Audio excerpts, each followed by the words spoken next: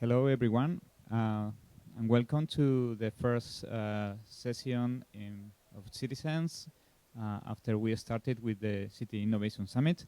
This session is about urban innovation ecosystems. As you have seen, we are a little bit delayed on the schedule by half an hour, so all the program that you have in the booklets, it's moved for half an hour, but we will continue the sessions with that way. You all have also in the booklet a passport part, which is intended for you to document when you speak with the speakers, because after these sessions, these panels are just excuse for you to learn what these experts know, and then you can talk with them in all the networking space that we have. All of the speakers have a stamp with their email, the contact information, so you can follow the conversation later. This part is for you to document that, so it's easy, you don't have to exchange cards. With that said, we're going to start this session. And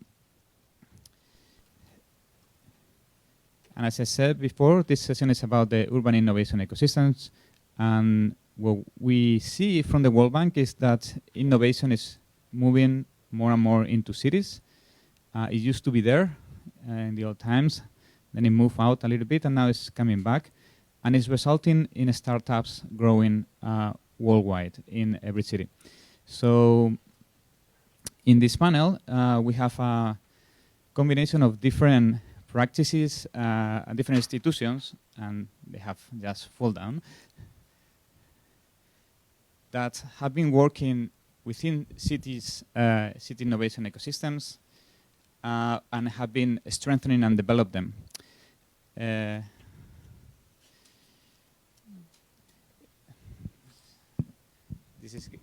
apologize, this is getting complicated when you have three things at the same time. So I'm going to sit down for this continuation, that could be easier, and then I'll start the first presentation. So I want to introduce first the panelists. I think we have a very good roster of panelists with different examples. The first one at my left is Gianluca Galetto. He comes from New York Economic Development Corporation. He manages the International Affairs Desk and supports the agency's economic development strategies and industries initiatives, engaging the international community. He works especially with two interesting initiatives, which is the World to NYC program, connecting the most innovative business entrants from around the world with investors, incubators, partners, and city agencies in New York, and also NYC Next, which is a plan competition that encourages foreign students and graduates to develop business plans. New York Economic Development Corporation has been at the heart of the growth of the startup ecosystem in New York, which, as you probably know, is the second largest startup ecosystem in the United States right now, and it has had a tremendous growth since these last 9 to 8 years. Also, we have with us Juan Camilo Quintero, who is the CEO of Ruta N Corporation, which is in Medellin. Ruta N drives the city's commitments of science, technology, and innovation. And he particularly leads the strategic issues such as the CT plus I plan, which is, you will explain us about it, I hope. And also public policy innovation in Medellin. Medellin is a very interesting example because it has been recognized internationally as one of the most innovative cities in the world. Recently awarded the most innovative city by Citibank, Wall Street Journal, and Urban Land Institute. We also have with us, let me go back, Jessica Colasso. Jessica is currently the Director of Partnerships of the iHub in Nairobi, and she was one of the founding managers of iHub since the beginning. iHub has been working since 2010 in the ecosystem of Nairobi, and has been at the heart of the success story of innovation and startups in Nairobi, one of the largest ecosystems and more successful ecosystems in East Africa. And then we have also Peter Beck, who you probably have heard before in the previous summit. Peter is principal researcher of public and social innovation at Nesta. And he is one of the co-authors of the iTeams report, of which he has been speaking before. But the interesting thing is that in Nesta, you have the possibility of doing one of the top-notch research in the world on organic innovation and open innovation. So I think his perspective on these topics is gonna help us a lot. So with this impressive panel that we have, I wanted to take a little bit of time at the beginning, 5 minutes, to do a small presentation on what the World Bank has been working regarding the urban innovation ecosystems. And what we have been trying to do is to develop some framework to map what is the urban innovation ecosystems and what are the key ingredients and factors that make them grow much faster in some cities than in others. The reason we are doing that is because of this, basically. We've seen, as I said before, an enormous growth of startup ecosystems in urban environments. The areas that don't have data, and Jessica, don't look at me so bad, is because there is no data. It's not that there are no startups, right? So these are from studies from Richard, Florida, looking at the venture capital deals and how they have grown in value. But the interesting thing about this is that you can see the growth of startup ecosystems happening everywhere. And this is prompted by the reduction in cost that you are having due to technology to start up a business. If in the 90s, when the bubble of the dot-com bubble, you needed about $1 million and in capital investment and a lot of space for servers and machines and around 6 months to 1 year to do a minimum viable prototype, now you can do it in 3 to 6 weeks with $2,000 in a cafe with internet.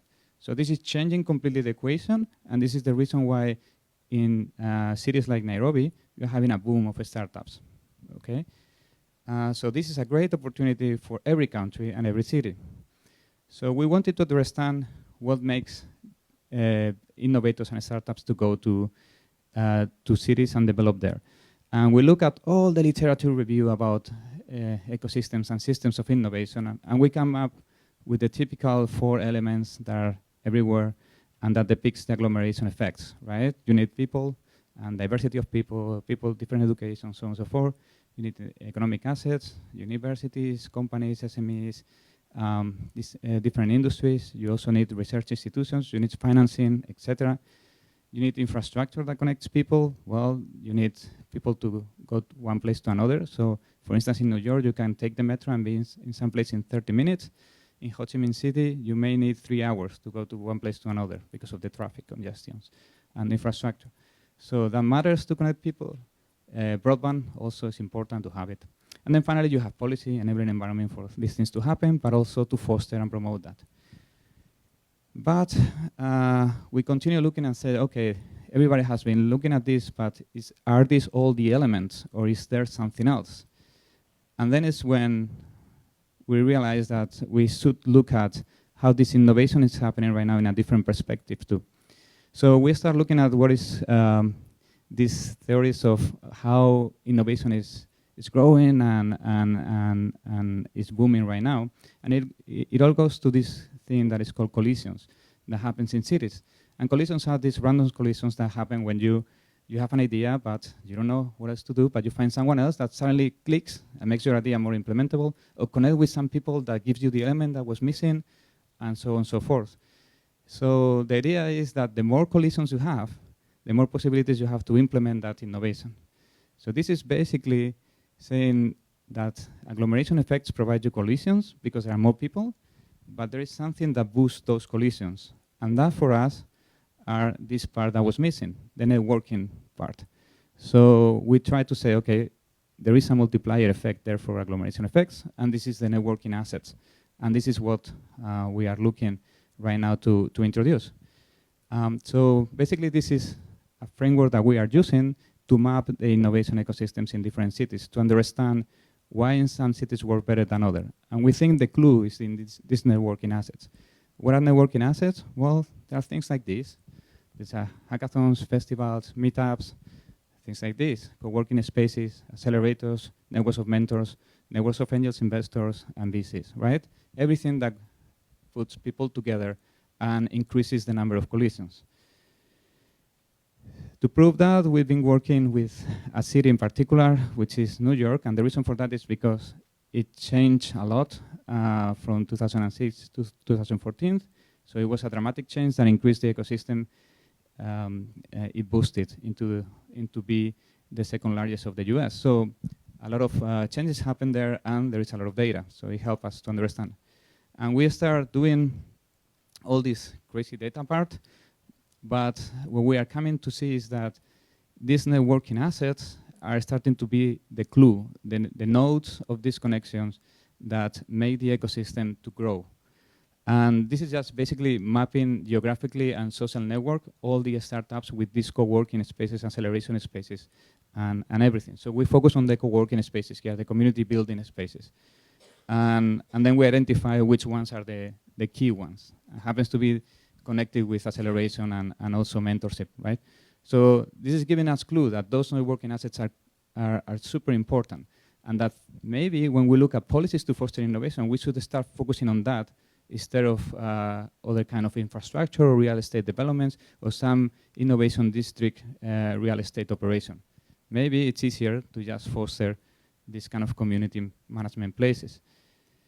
We also look at the different connection among all the players, because we also wanted to look at how it's universities connecting also big companies and institutions like Google, Google coming to New York. Did it change anything or not? And how all this connect. Yeah, this is kind of crazy to look at it, but basically what it's telling you is, yeah, it matters and it matters a lot. This is using Twitter and meetup data.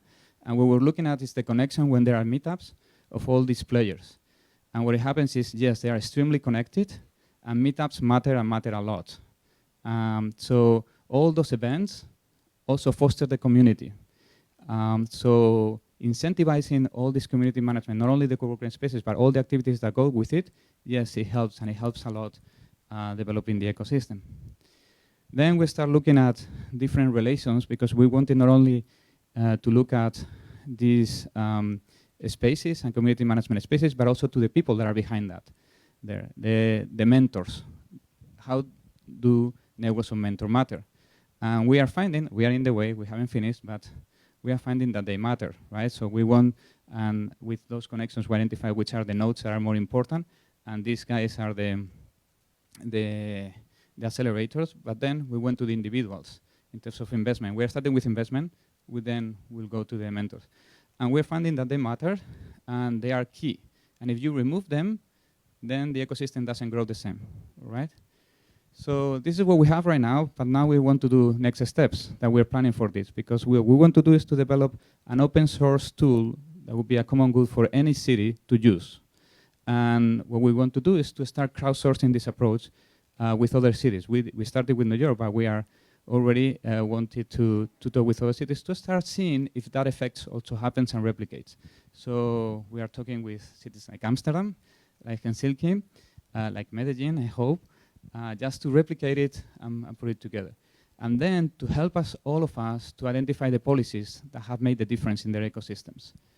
So I just wanted to give you that introduction to understand the elements that we see that are more critical. And then I will pass to our speakers to go to the specific cases. And I would like to invite first Gianluca to talk about New York. But, oh, sorry, I have just to mention this, because this is the amazing team that has been behind all those graphics that seems like crazy. And they use this, their time, mostly volunteer. But sorry, that's a little introduction. But with no further ado, I let Gianluca to speak, if I manage to put his presentation on. Yeah.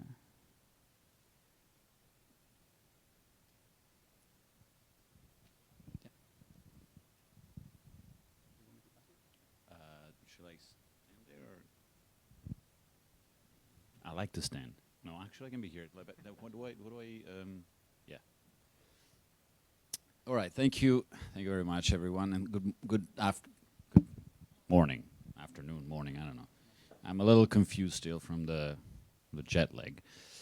So my name is Gianluca, and just to introduce, I'm Italian originally, so I'm back in Europe but I've been in the US for almost 20 years, and I just recently I come from the financial sector, and I've been working also with the startup and venture capital community for a little bit, but I started to work for this administration recently, and I'm actually extremely happy to be doing what I'm doing now, because New York, as Victor said, has been going through a tremendous transformation in the past, especially since 2006, 2007.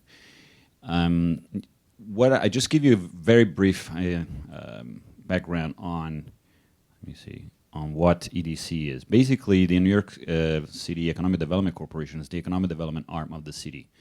Imagine the economic development department, but we are incorporated as a nonprofit corporation, but we are part of the city administration. We report to the mayor appoints the president, and we report to the deputy mayor in economic development. We do three things mainly. We have a capital and construction asset management part, and we have a $3 billion capital budget. So we build infrastructure also. And we manage a lot of infrastructure, including ferry terminals, some heliports, parts of the ports, and we collect that revenue, and we use their revenue for the operational budget to implement other programs. We're also a real estate developer. I don't know if you've ever been to New York, but for example, we have famous place, the High Line. It's just like elevated park that it's part of what we did. We try to do it also in everything in connection with the private sector and the communities. So we act as catalysts. So we put, for example, for their program, we put 100 million, and the other 100 million half came from the local businesses who raised the money. And then we do a lot of strategic planning. Basically, we are the strategic planning unit for the city of New York on economic development. And within that, we have a unit called the Center for Economic Transformation, which I will comment in a second. So what we did was that we realized in 2006, more or less, that we needed to diversify the economy, especially then when with the crisis hit, we realized that, well, we knew that, but there was really came really in our face that we were too dependent on the financial and insurance sector, which was represented 43% of our tax base. So we were the financial capital of the world, but we needed to make the economy stronger by diversifying it. So one of the things we did, we tried to build the innovation ecosystem, the startup ecosystem. We lost a lot of jobs during the crisis, but we recovered basically almost 4 times the jobs that we had lost during the recession, and compared to the average in the nation is about, we have like 380%. The U.S. is about 100%.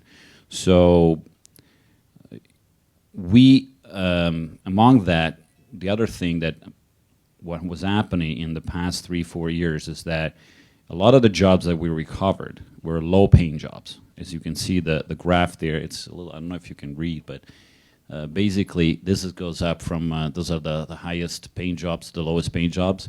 So most of the growth was in low paid jobs. So one of the things we wanted to do, especially with the last administration, is to also combat inequality in the city and create, so one of my major efforts is now to create high quality jobs and high paying jobs, and also promote income mobility. This is like the start of the new administration. You can see we're starting to recover jobs that are more in the higher paying brackets. Within the EDC, we have something called the Center for Economic Transformation, which is basically some kind of internal think tank where you have the strategic planning for economic development, but also we develop programs to strengthen the legacy industries. Legacy industries are mostly, as you know, as it was mentioned before, it's the financial and insurance sector, which is big engine. The other is the media. Media is a very important, we're the media capital of the world. And then we have other sectors that are producing a lot of jobs, but we want to strengthen those and at the same time promote growing industry and promote emerging industry. by doing this, if you look at the tremendous growth of the innovation ecosystem in New York, has been driven a lot by the legacy industries. That's why we call it, we have the tech sector, we really call it hyphen tech. So we have fintech, we have fashion tech, we have media tech. So a lot of this industry have been, the new startup scene has been growing around the old industries and service them, and also make them much more modern. And we have a myriad of programs that work in all the different sectors. Also, we're focusing now on all the programs that help people get more skills to go into, to get employed in the tech sector. How much time do I have? Am I going too slow? Okay, sorry. I'll go fast. Anyway, what we did, so we started to, I'm going to show you one important thing. That was the most thing. It's like we wanted to create something that would, what was the best catalyst for this tech sector? See, you can see here just like quick view of how much we were spending, very little in research and development. We did something we call the game changer. So we tried to involve the major universities in the world to start something which is called the applied science. I'm going to go fast here. The applied science initiative. So basically, we told all the university, what can we do to produce talent and a talent pipeline in the city? Because we realized we needed many more engineers and many more people to will code. So we did this competition we selected 4 major universities. Cornell was the cornerstone of this. We provided about 2 million square feet by donating this Roosevelt Island, you can see there. And together with the Technion from Israel, we're going to build a campus all specialized in STEM. And around that, we started to we selected Carnegie Mellon for another campus in Brooklyn. And we have another one with Columbia University, another one with NYU. So by doing this, we are providing not only just direct jobs for just because you have a bunch of construction jobs, but also create a big talent pipeline that is basically creating not only a direct economic impact at the time where we're building it, but also in the future. The total impact is going to be, of all the 4 campuses, about probably between 30 and 40 billion. You can see, and I go back here, this is what we have about 300,000 jobs related to the tech ecosystem. We have 125 billion, more or less, of annual GDP that's produced. And the increase of the last year has been like 87% in the number of deal flows. So just going back, what we do, and I'll stop here and then we'll talk about, do a roundtable thing, but we try to focus on key areas. One is developing talent, and which I show with the Applied Science Initiative, and then we have a major other, a myriad of other smaller initiatives. We try to build infrastructure by promoting the creation of broadband and access to, because I mentioned we also build infrastructure. And we try to create a community ecosystem by putting together all the major leaders of all the industries. We just sit down all the time, or we try to drive initiatives based on what the community in the academia, the large corporations, the investors, and we create programs by which we try to create this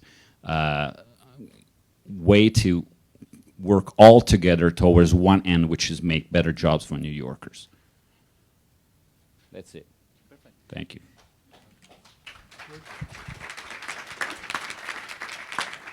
Okay, thank you. Thank you, Victor. I don't know if do you mind if I shift to Spanish to have a better explanation of our innovation ecosystem?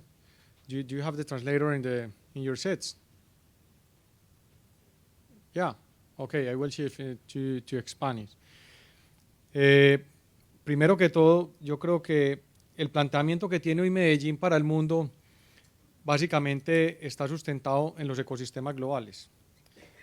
Nosotros partimos que el mundo es un ecosistema y que al interior de cada una de las ciudades, de los países, hay microecosistemas.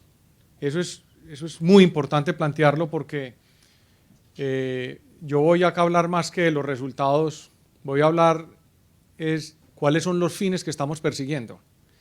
porque los resultados se van a dar cuando hay unos fines muy claros. Y los ecosistemas son totalmente diferentes en el mundo. Medellín nunca tendrá el ecosistema de New York, ni nunca tendremos el ecosistema de Silicon Valley. ¿Por qué? Porque las dinámicas son diferentes, porque las culturas son diferentes y porque las prioridades son diferentes. El ecosistema que ha venido desarrollando nuestra ciudad desde hace más o menos unos 12 años es un ecosistema para el bienestar. Nosotros, más que hablar de Smart Cities, estamos hablando de ciudadanos inteligentes. Nosotros vemos la tecnología, la creación de empresas como un medio, no como un fin. Y por eso el propósito de nuestro ecosistema es cómo brindar bienestar a los ciudadanos. Ese es, digamos, como el punto central del tema. Segundo, no todas las ciudades pueden aspirar en unas primeras etapas a tener el ecosistema de Nueva York, Londres, Silicon Valley, Shanghái, y por eso tienen que haber ecosistemas intermedios que se puedan homologar. Pero ahí quiero partir de algo, y es que primero los ecosistemas no se gobiernan ni tampoco se lideran. Los ecosistemas se estimulan. Y nosotros hemos venido liderando un ecosistema, estimulando un ecosistema que nos permita disminuir la inequidad y generar mucho más bienestar a los habitantes. Y esa fue la razón por la cual nosotros ganamos el año pasado la ciudad más innovadora, y es cómo fuimos capaces de habilitar la innovación teniendo una mirada totalmente diferente. Los temas de los drones, del Big Data, del 3D printing, se están trabajando en la ciudad. En la ciudad cada vez vienen emergiendo startups, spin-outs desde las universidades, y eso está sucediendo. Pero ¿cuál es el propósito fundamental que debe mover el planeta y se debe mover en la humanidad? Entonces, hemos venido invirtiendo en los últimos años. Hoy somos la ciudad que más invierte como porcentaje del Producto Interno Bruto en ciencia, tecnología e innovación, y hemos sustentado que hay tres ejes principales sobre los cuales nos tenemos que movilizar. Lo primero es la energía, lo segundo la salud, y lo tercero las tecnologías de información y comunicación. Y creemos que son tres aspectos fundamentales que nos está permitiendo no solamente generar bienestar, sino también derivar en nuevas compañías en la ciudad. Y otro punto fundamental a la pregunta que nos hacían, y es ¿cuáles son cómo ha crecido realmente el ecosistema? Yo creo que una ciudad pequeña, Medellín es una ciudad de 2,5 millones de habitantes, y una ciudad que ha logrado empezar a estimular a los ciudadanos para que sean creadores de innovación, pero con una mirada diferente. Probablemente si uno pregunta en la ciudad de Medellín qué es un dron, muy pocos lo sabrán. Si lo pregunta en Nueva York, muchos lo saben. Pero si muchos preguntan para qué ha servido la innovación en Medellín, creo que muchos van a entender en qué les ha aplicado. Y las innovaciones en Medellín se han tenido una característica, y lo decimos, digamos, con orgullo y sin pena, por no ser disruptivas, porque el modelo de Medellín está basado en la simplicidad, volver a la esencia de las cosas básicas, de los problemas y de los retos de los que menos tienen. Y hoy Medellín ha logrado tener una visión totalmente diferente. Por ejemplo, cómo ver unas escaleras eléctricas que se utilizan en un centro comercial o en unas oficinas sofisticadas, cómo convertirlas para que sea un transporte público masivo, integrado al transporte público de toda la sociedad. Hoy en Medellín una persona de muy bajos recursos puede tomar un autobús, posteriormente usar el metro, después transportarse en unas cabinas aéreas y llegar a su casa en unas escaleras eléctricas, porque Medellín es una ciudad rodeada de montañas. Hoy en nuestra ciudad un tanque de agua que servía o que sirve para abastecer el agua de las casas, y en los sitios donde no había espacio público para la diversión, fue mirado con otro ángulo. Se abrió toda el fence, la malla que rodeaba el tanque, y se convirtió en un sitio para el deporte, la recreación y demás. Entonces la gran pregunta es, ¿eso no es innovación? ¿Eso no es mirar desde otro ángulo? ¿O la innovación solo únicamente subyace en las tecnologías? ¿O la innovación solamente subyace en la frontera del conocimiento? Yo creo que la innovación tiene la palabra más cercana a la innovación, es el bienestar.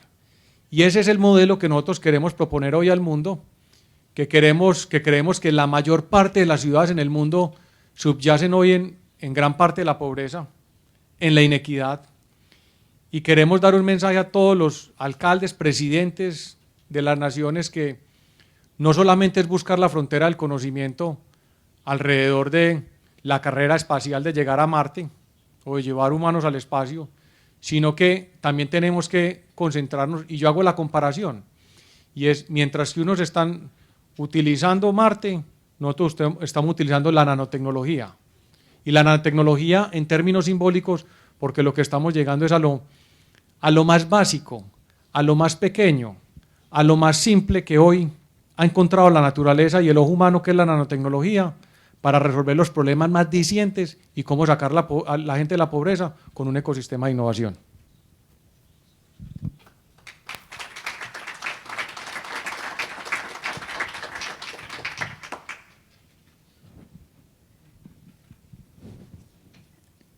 Good afternoon, everyone. I think majority of you in the room were there yesterday when I actually presented about funding open innovation in cities. By a show of hands, how many were in the room yesterday? Whoa, okay. That's almost like 70% of the room. As Victor said, my name is Jessica, and I was born in Nairobi, Kenya. And pretty much I've actually seen Nairobi grow from like this small city to become like sort of like a New York. In other words, Gianluca, I think what you really presented really resonates with what the iHub seeks to do in the next 5 years. It's like this big tech campus whereby you're providing this pipeline for talent development and communities, and just narrowing down into very specialized legacy areas, but also looking at upcoming areas. And I just want to give a bit of a synopsis of where the iHub has come 5 years ago and where we want to go 5 years later, and how does this contribute to innovation within the city of Nairobi and other cities around Kenya. And I'm going to highlight what I said yesterday, is that tech hubs and partnerships with the different ecosystem players within cities forms a very good foundation to enable the catalyzation of interesting products and services in various focus areas like energy and transport and water and health. But there's one particular slide from my presentation yesterday that I want to highlight, and this is supporting the startup ecosystem. In Nairobi, we have very passionate young entrepreneurs, and we actually need to tap into job creation for them, but we also need to put in place an ecosystem that helps such talent develop and look for the opportunities out there to actually use their talent to actually support what government seeks to do to actually make a better city. So I'm just going to highlight, and it was called the emergence of a digital entrepreneurship ecosystem, whereby there were 6 main ingredients of the digital entrepreneurship ecosystem, and this is nurturing entrepreneurs. Entrepreneurs are a key part of the digital entrepreneurship ecosystem, and how we actually nurture entrepreneurs is through tech hubs, co-working spaces. And I think Gianluca actually showed a segment of, Victor showed from Global City. You actually showed that accelerators and co-working spaces actually form a basis, like in math, typical formula for the emergence of entrepreneurs who can actually tap back into the opportunities and create applications and services for the government and for the consumers. So tech hubs are a key component of this and accelerators. And I believe from the infographic that we saw from the global city is there's things happening in Africa, and there's been around 100 tech hubs and accelerators that have come up to actually encourage digital entrepreneurship. The industry, as you saw, I really like the flow of this because Gianluca did a comparison of like the legacy systems and actually showed what is going on in New York in the finance and insurance side of things, and then how you can actually narrow in and create jobs for the younger people and people who are looking for new initiatives within the city. So we have to look within ourselves, internal innovation. It's kind of looking at there are very many opportunities around us which we don't even pay attention to. And I actually liked that you actually use data. The power of data right there, it's actually using the data around you to actually inform what opportunities you can tap into. And this is where partnerships comes in very key, is that tech hubs act as this kind of like serendipitous point, a physical virtual nexus point, a connecting meeting point for various stakeholders to come together, but also industry and various research organizations working in these industries and policy makers can actually outline the key sectors when it comes to city innovation.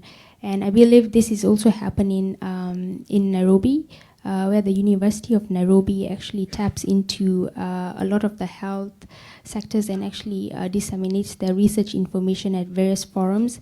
And also Strathmore University, which does a lot of research around finance and also showcases a lot of its work in where entrepreneurs can tap into. The other thing I wanted to bring out is, again, capital. Capital is extremely important. And with what we've seen with cities is that the government, or in Nairobi, the county governments have a budget to actually scale up infrastructure around the city. Now, it's very difficult for the entrepreneurs to actually get to this kind of funding. But again, I come back to partnerships. The key players in industry, research organizations, and third parties like IBM, who have very strategic partnerships with these government organizations. And this is where entrepreneurs can actually tap into this kind of funding to actually scale their services. And the other thing I wanted to bring out was policy. Policy is extremely important in, I think yesterday what I said is policymakers continue doing what you're good at. And I think what's key for us is that in order to drive innovation in a city, you need data. You need to actually share data at various levels. And there's a lot of regulations around data sharing. For example, I'll give examples in health. The health sector in Kenya is very robust and agile, but then there's a lot of qualms that go around data sharing of health data. One, it's private data. One, it cannot be hosted out of a cloud. So there are certain issues around that. So policies that make it easier to actually access such kind of data and also secure data is extremely important. So I think we need the policy makers to actually help the entrepreneurs creating health applications to actually advise them as subject matter experts what to protect, what are the frameworks they can use for best practices as well. So there's actually potential in these applications that are created out of the tech hubs. The other one was support and connecting. I think we can learn a lot from other cities doing very similar work out there, and I'd be very happy to come to New York and actually learn what Gianluca is doing, because it is the direction I believe tech hubs in East Africa are going. Is we are thinking of it as an ecosystem. We're thinking of bringing the different players, the government, academia, investors, and all the other different stakeholders like civil society and the citizens together to create this bigger ecosystem. But what the iHub has done over the last 5 years is that we actually filled a gap, and the gap was this entrepreneurial spirit. And eventually we've seen about 200 startups that have come out, and they actually have various applications being used in Nairobi. But I think what's important is that there needs to be investment from both academia and the government to actually create this kind of tech campus, to actually tap into the talent and create what we call a cluster of communities that can solve different problems from a bottom-up approach. And when you identify these key areas in your city, then the cluster approach in energy, in water, in health actually helps in terms of idea generation, and helps to actually provide opportunities for the entrepreneurs to tap into. So all in all, what I want to summarize is I've given key selling points and examples on the emergence of the digital entrepreneur ecosystem within Nairobi. And I would say very openly that I would like to actually learn from the people in the crowd, visit your tech hubs, what you're doing when it comes to innovation within your city, because I think Nairobi has a lot to learn, and there's a lot you can learn from Nairobi. The iHub has come this far by being very organic and has been reiterative in its learning process and adapting to the ecosystem. So a key takeaway of that is that if you really want to foster urban innovation, the ecosystem has to be very, very flexible. You can be rigid because you're dealing with a very kind of like flexi. If you think about it, it's like this DNA from a biological point of view it's like rubbery. It has to be very flexible in order to adapt, because we're trying to be disruptive within our cities. And what we've learned as the iHub is that we've got to adapt with the community needs. It's the community that actually drives the needs within a city. And I just want to share one story. I know probably I'm going beyond time, but yesterday when we were having dinner with Ilari, I was looking at the brands, and pretty much everyone here is building a brand when it comes to city innovation. And I was looking at Ilari's watch, and I was like, Ilari, would you wear that watch 10 years later, or would you have worn it 10 years before? And he's like, I don't think so. You have to go with the needs of the community. And that's what city innovation is about. That's how Nairobi has evolved. That's how New York has evolved. What you need to be very cautious about is that the ecosystem you're creating has to evolve with the needs of the community and the users. Thank you very much.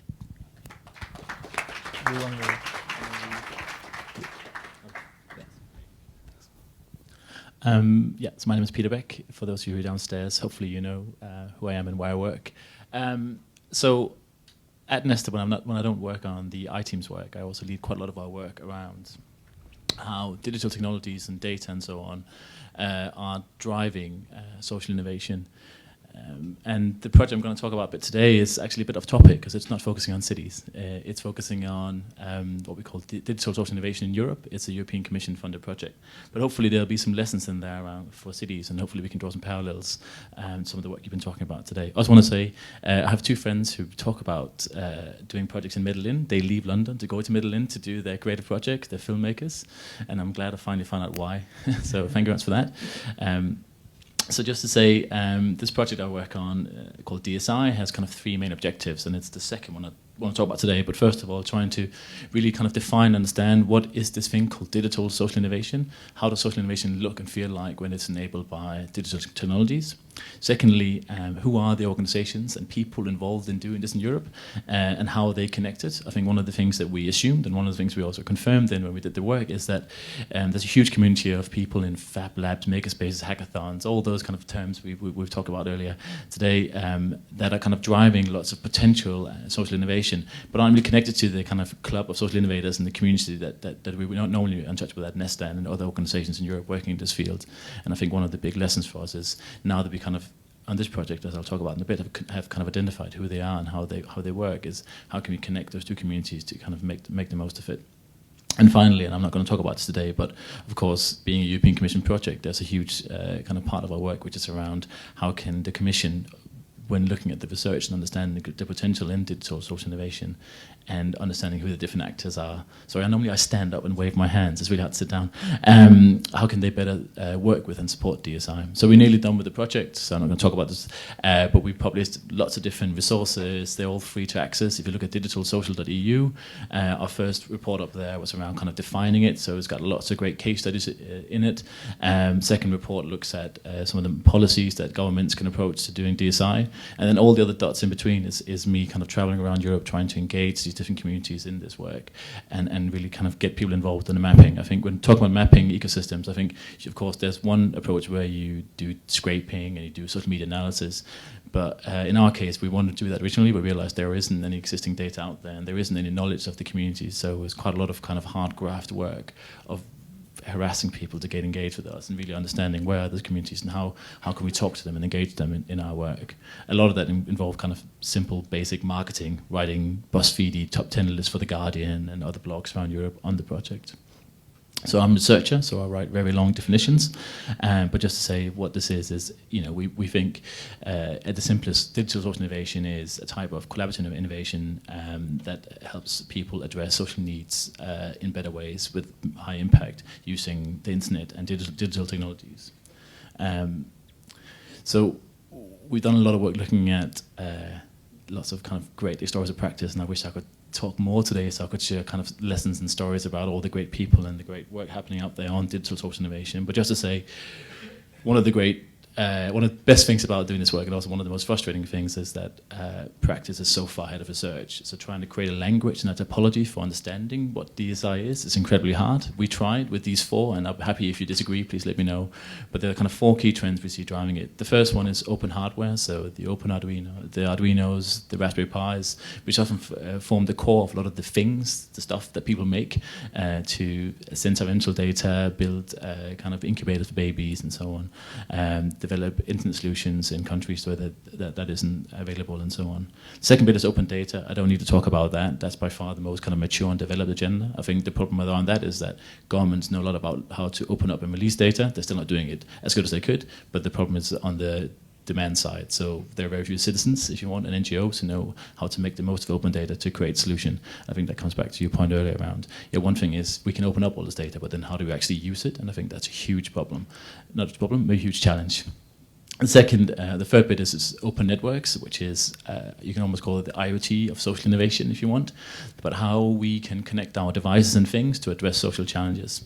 So I think here in Spain you have Wi-Fi-Net, which is a great example from northern Spain around people who have internet connecting their devices to those who don't have internet to spread into very rural regions that aren't normally served by internet providers. If you like me, you probably think that access to internet is a human right in the 21st century, and I think there's huge kind of opportunities for people to use their devices and things that we all kind of have on this panel to address social good. And then the fourth thing is this big thing around how people crowdsource either money, time, skills towards addressing social challenges. So we see a lot of stuff around crowdfunding, crowdsourcing, people co-writing policies.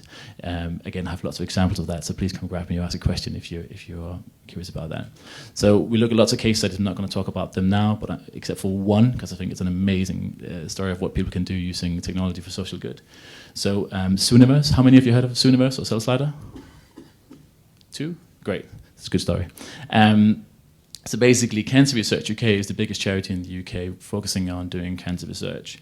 And they teamed up with Sooniverse, which is a citizen science platform. So basically the concept where you kind of involve average citizens in helping academics capture and analyze data. One of the things that they were facing was this big challenge around in cancer research. Identifying early stage cancer cells is really, really hard, and computers often can't do it, but the human eye can. So the human eye can spot those irregularities that is a cancer cell, but the computer can't. So what they did was they built a cell slider where you get a 5-minute tutorial in identifying cancer cells versus non-cancer cells, and then you do 5 minutes of kind of selecting images. So to date, they've had more than 200,000 people help them analyze 2 million images with a 78% accuracy rate, which is a great example of like how a charity can actually embrace some of the opportunities in digital. They've since gone on to develop the kind of concept further and now develop genes in space, which is basically you fly that ship right there, and then your job is to shoot down the comets that are bad cancer cells and don't shoot the good ones. Again, it's a good way of kind of using gamification to help involve people in research. That's nothing to do with mapping, but hopefully that gives a bit of a background to what we've been doing. Open corporates, again, look it up. It's a fantastic example. So that was the first bit about definitions and kind of understanding this field. I haven't done enough to talk about that, but come grab me later.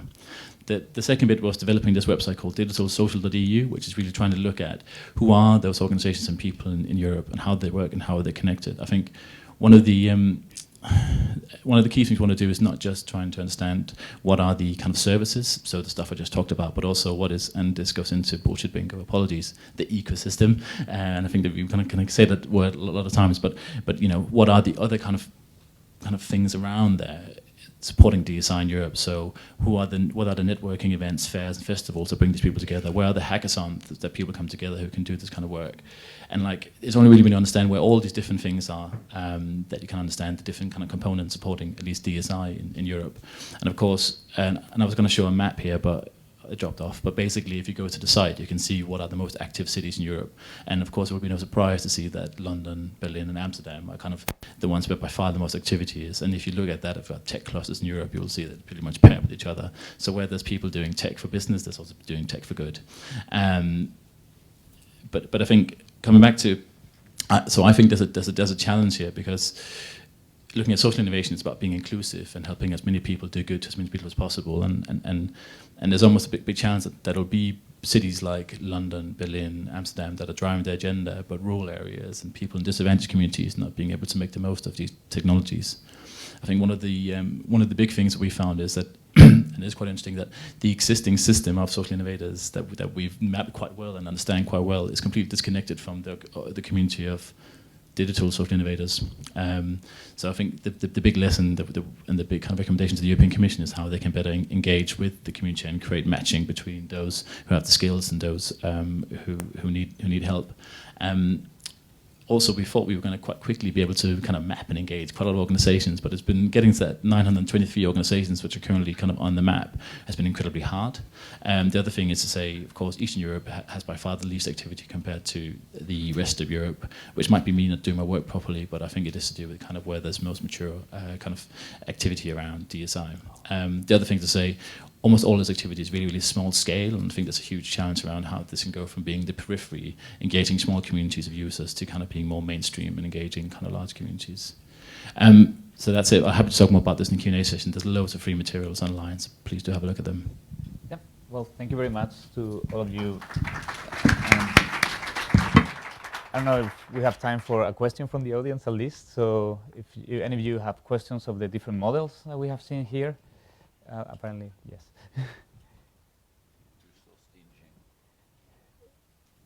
And if we don't have further questions, then I will go for a fire one with you. It has to be in less than 30 seconds, the answer, but the question would be, if a city comes to ask you, what is the most critical factor that you have to address to do with the approach you have been doing to foster the innovation ecosystem, what would you say? What is the thing you have to tackle?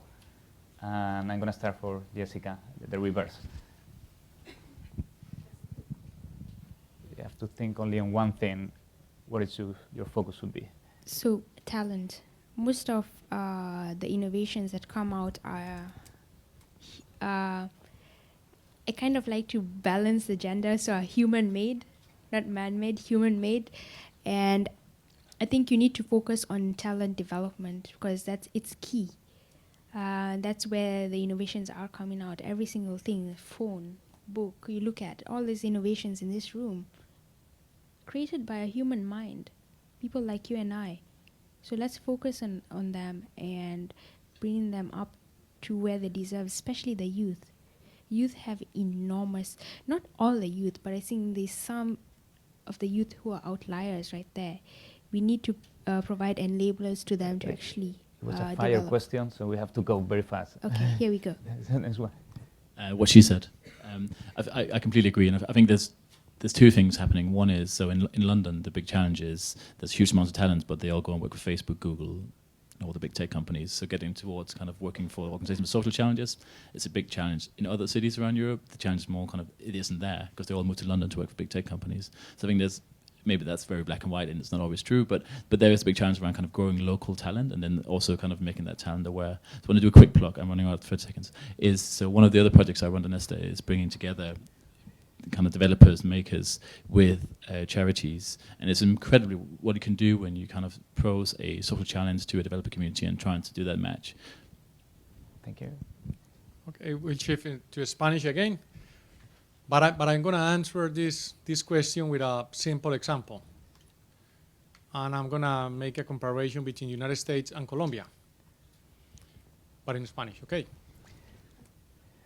Lo primero es, yo creería que el papel del ecosistema americano es salvar el planeta. It's to save the planet. Y el papel del ecosistema colombiano, y en este caso de Medellín, es ayudar a salvar el trópico. Y me explico. Ellos quieren ir a Marte con su ecosistema. Okay. Okay. Their own problem. Nosotros, por ejemplo, hay para explicar un ejemplo, hay 2 millones de personas hoy en el mundo que sufren de una enfermedad que se llama leishmaniasis. Y la leishmaniasis hoy no es prioridad para ninguna farmacéutica en el mundo, porque solamente se da en los países tropicales. Colombia la sufre. La pregunta es, ¿investigamos nosotros o desarrollamos tecnologías de drones o tecnologías para ir a Marte o desarrollamos tecnologías para resolver la leishmaniasis que están lo que se denominan las enfermedades olvidadas de los países más pobres? Esa es la prioridad hoy de nuestro ecosistema. Luca? I'm going to steal some money, some time, not some money. Some time. Okay, couple of things. I think I give you a very quick answer to you. I think probably talent, as I also believe, is the most important thing to develop an innovation. But I was pleased to hear all the presentations, but especially it's a good stimulus from our friend from Medellin, because I think what we try, and that's a personal, probably, kind of passion, and I share also the new administration goals, that's why I joined the administration, is that we have to focus a lot on civic-minded innovation, because innovation, as he said, is not just tech or technology. Innovation can be done in any things, and can be done in the government, the way we do policies, and the focus has to be how we improve the lives of people. And inequality, for example, it's just not the fact of being inequality, just trying to make people have quality of life. And New York City is a place where we have very rich people, but we also very poor people. And our goal is to make everyone benefit from them. And I think I would agree with them. What we're trying to do now in New York is to create, that's why I want to take this chance, that's why I'm stealing some time, to create a community and a partnership with other cities in the world so that we can both help each other, because some problems are, inequality, first of all, doesn't have any boundaries. It's everywhere. It doesn't stop at the Bronx or Long Island. And I think we all can learn from each other. And even though we might be great in something, we're not the best at everything. So I encourage everyone to really reach out and try to build a community of, in each own, of course, as its different differences that you mentioned. But we can all have some, each city is a microcosm where you have some issues that might be similar to some Isidio country in another part of the world. So, thank you. Well, thank you very much. And with this, we finish this panel. Thank you very much to every one of you.